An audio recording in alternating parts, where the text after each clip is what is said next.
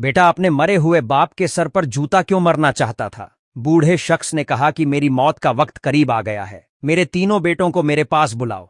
एक शख्स ने कहा कि बाबा जी आपके तीनों बेटे शहर से बाहर गए हुए हैं। बूढ़े शख्स ने कहा कि मेरी यह वसीयत मेरे बेटों को बता देना। मेरे 3 बेटे हैं, उसमें से 2 बेटे मेरे फरमाबरदार हैं, एक बेटा नाफरमान है, तो मेरी जायदाद मेरे सिर्फ 2 बेटों को देनी है। तीसरे बेटे को मैं मेरी जायदाद से बेदखल करता हूं। इतना कहते हुए वह बुजुर्ग मर गए। अब लोगों ने सोचा कि हमें कैसे पता लगेगा कि इन तीनों में से नाफरमान बेटा कौन है। इतने में बूढ़े के तीनों बेटे वहां पर आ गए और जारो कतार रोने लगे और पूछने लगे कि मरने से पहले हमारे बाप ने कुछ अहम बात तो नहीं की।